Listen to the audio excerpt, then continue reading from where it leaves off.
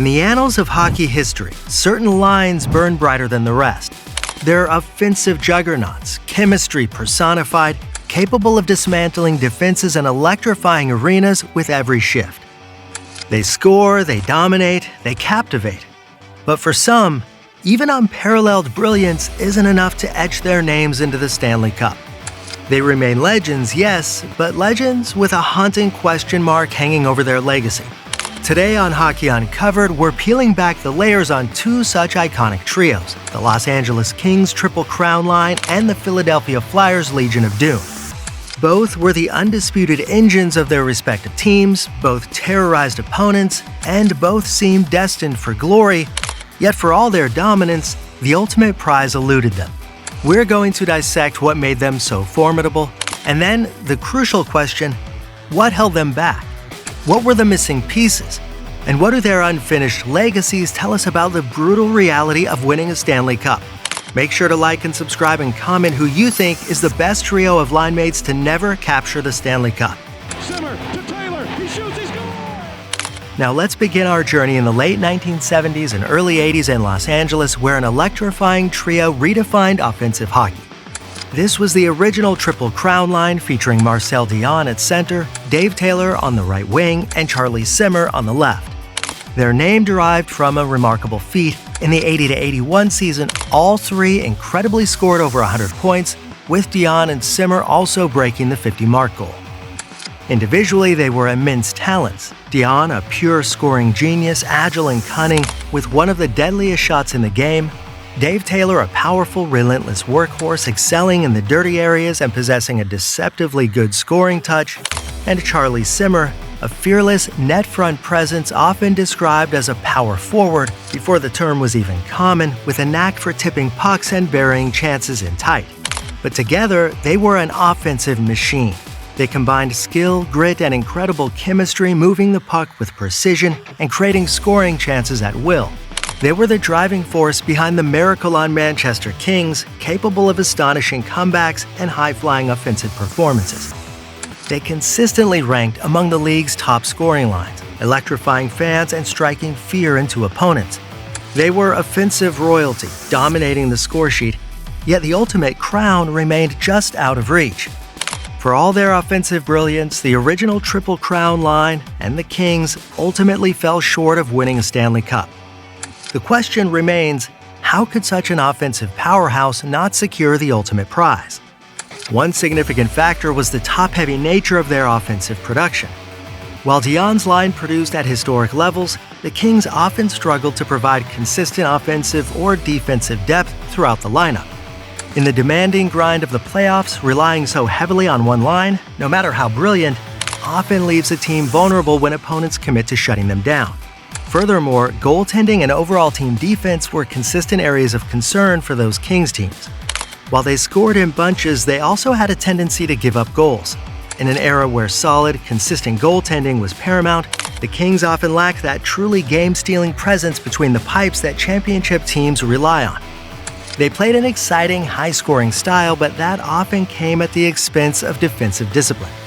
They also faced tough competition in the era, often running into more complete teams with stronger defensive foundations and elite goaltending, which proved to be a critical difference. They were offensive maestros, but perhaps not backed by a fully fortified orchestral ensemble. Shifting gears from Hollywood finesse to Broad Street brute force, we arrive at the mid-90s and the Philadelphia Flyers Legion of Doom. Comprising of Eric Lindros at center, John LeClair on left wing, and Michael Renberg on the right side, this line wasn't just dominant, they were an absolute nightmare to play against.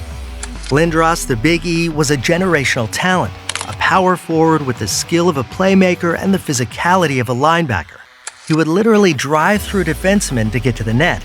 John LeClair, with his incredible shot and imposing size, became an unstoppable force at the net front, scoring goals in bunches.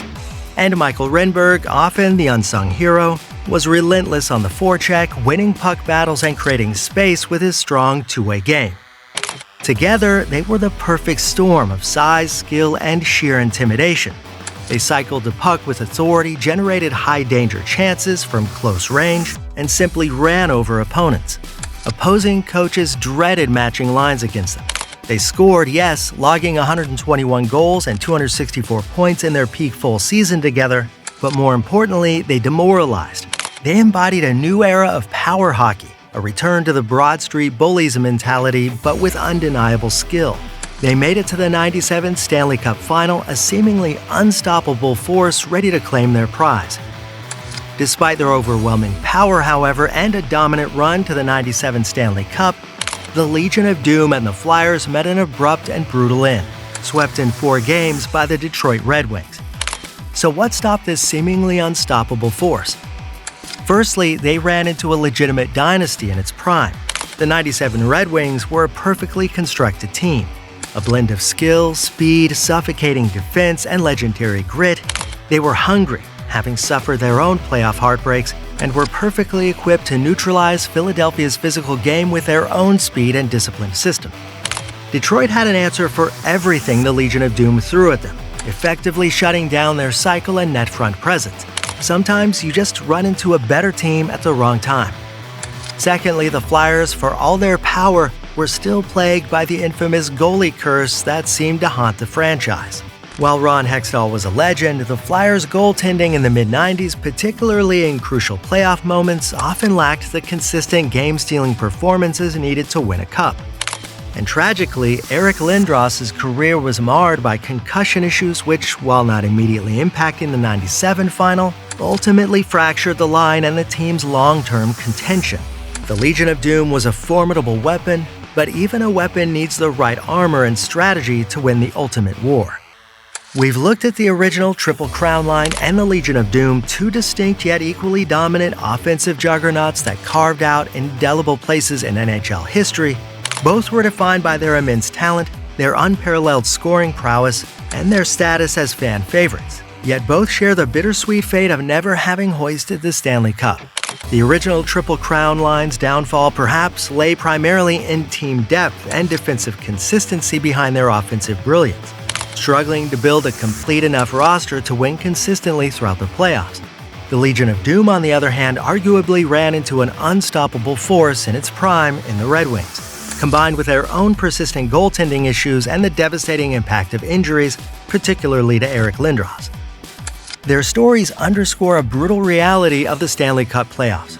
1 or even 2 dominant lines are rarely enough.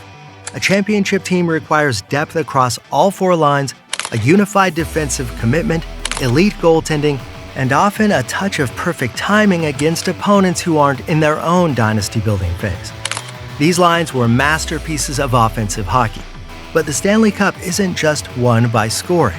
It's won by suffocating, by grinding, and by being the most complete team on the ice. Their legacies remain powerful testaments to offensive genius, but also poignant reminders of the agonizingly high bar required to conquer the NHL. The Triple Crown line and the Legion of Doom, 2 of the NHL's most incredible offensive forces, whose brilliance continues to resonate even without the ultimate prize. Their stories serve as compelling chapters in the history of what if. But what do you think? Which dominant line that never won the cup do you believe was the most unfortunate? Or what do you think was the single biggest reason one of these lines couldn't capture the ultimate glory? Let me know your thoughts in the comments down below, and don't forget to like, share, and subscribe to Hockey Uncovered for more in-depth hockey analysis. And hit that notification bell so you don't miss any upcoming videos. Thanks for watching, and I'll see you in the next one.